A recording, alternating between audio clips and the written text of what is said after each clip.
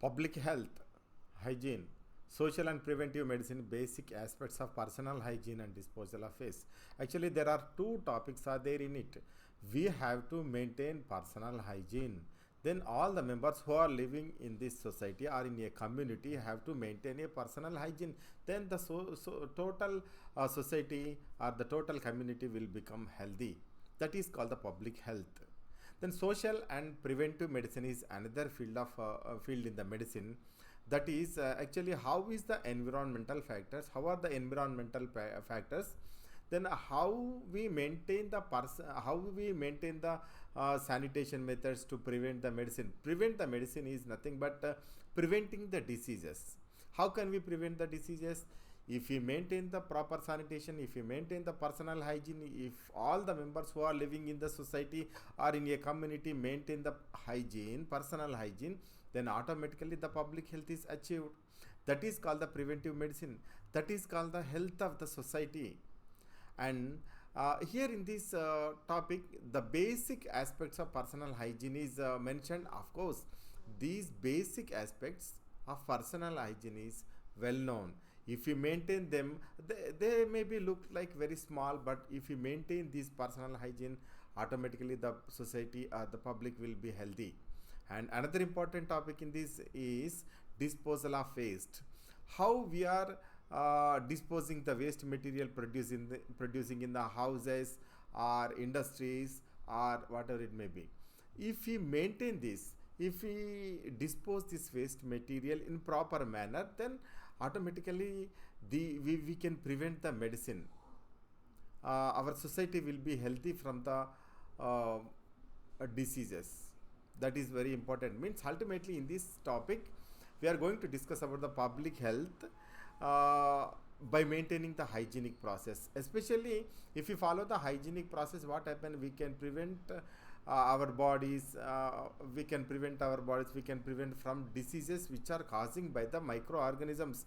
But another important thing is we have to follow the proper disposal processes. For example, if an industry is releasing some harmful chemicals or harmful dust materials, they may accumulate in the environment or in the air or in the soil. Those are also may causes some diseases. So we should prevent this accumulation of waste material produced by the industries or others. That is, we have to dispose this waste material in proper manner. That is the main aim of this discussion. This is the public health. We have to maintain the public health. If the public is healthy, the society or the community will be healthy. Then hygiene is we have to maintain a small cleanliness methods, then that is called the hygiene.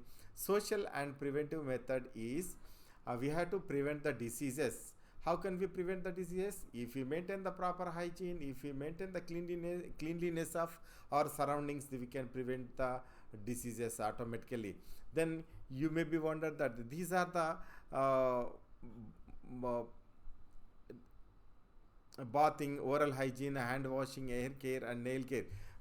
If you follow these 5 basic hygienic methods, what happens, we can prevent 90% of the diseases which are caused by the microorganisms. So these are the simple methods. Of course, we might have experienced about this personal hygiene during the COVID pandemic condition. Then if we will maintain this personal hygiene, then 90% of the diseases caused by the microorganisms are prevented. Then we can achieve the social or public health easily. Then another important topic is the disposal of waste material. The central government introduced, that Swachh Bharat. In the Swachh Bharat, the municipal authorities are saying wet waste or the moistured waste and the dry waste should be separated. If these both are separated, the disposal process is very easy. If wet waste is degraded by the microorganisms very easily, fungus and the bacteria or protozoans can degrade the moistured or the wet waste easily, but the dry waste is not degraded by the microorganisms. Then we have to dispose them. Then another important thing is the plastics like non-degradable materials are there. Those should be used for the recycling processes.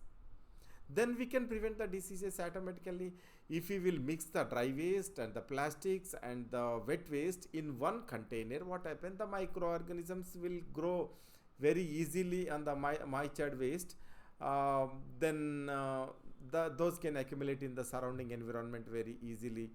They can prevent the cleanliness, drainage systems and other. The plastic, now you can see in the plastics are accumulating in the drainage system and increasing the mosquito population. Then they can spread the diseases very easily. So the disposal processes are very important. The segregation of waste material, collection of waste material, wet waste or moisture waste and dry waste should be collected separately, and the plastics like non-degradable material also should be collected separately. Then we have to treat them in different manner. Wet waste should be exposed to the microorganisms, they can degrade them.